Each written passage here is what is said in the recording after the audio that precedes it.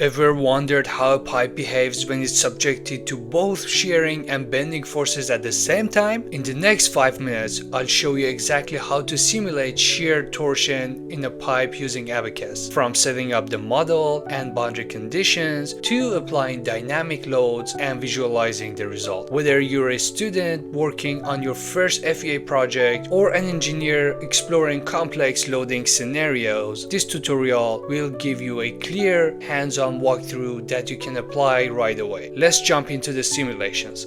Right now, let's take a look at the Abaqus file. Here is the sketch.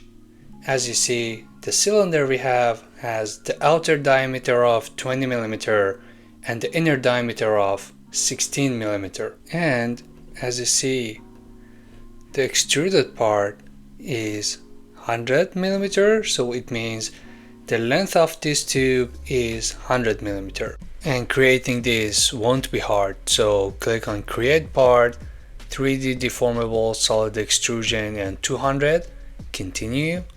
We select this one, we select the first point, and make sure to select the second point just on this vertical axis.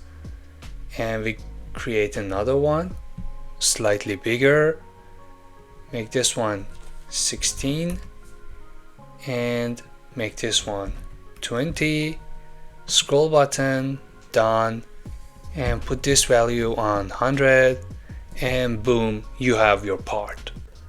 And let's go to the property. Here, as you see, the material is SAE 1045 carbon steel. The density we have here, we have the elastic modulus, and we have the plastic properties of the material here. If you don't have the plastic properties, it's alright, you can continue with the elastic properties as well. Okay, this is the property. Then we assembled the model and we created the step. We have two steps. One step is for bending and one is for the torsion, because it's a multi-axial analysis. So here we have the increments. The maximum number is 1000, 1e-2, 1e-9, and 1e-1. And it's the same for the torsion.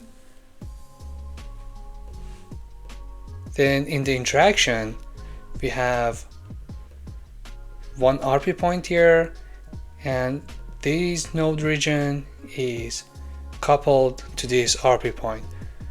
Let's go and see that. Here there's a detail of the coupling constraint. The constraint is in all degrees of freedom and it's a kinematic one. Okay, and this was the interaction. Now here we have the loads and boundary condition. We have three different boundary conditions. One for this region, which is in cast through all the steps in bending and torsion. We have one for the bending in the reference point, which is this region. It's only allowed to displace in the U2 direction only in bending step, and is deactivated for the torsion. And we have another one which is for the torsion, and it can only displace in X direction and UR1, which is the rotation along the X axis. So this was the boundary condition. Let's go take a look at the load. We have one bending, which is 60 kilonewton in Y direction. As you see here, we have one loading in Y direction, and we have one for the torsion, which is the moment, and it is a torque, and this one is 1 million Newton millimeter in the X direction. So we have two loads here, one for bending, one for torsion, hence it's a multi-axial loading. Then we can go to the mesh. You can see the global size. Here the global size is 2, and we don't have any partition or things like that.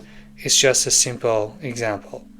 Then we submitted the job, and let's go and take a look at the results. Here is the results. Let's see the animation first. Let's make it slower.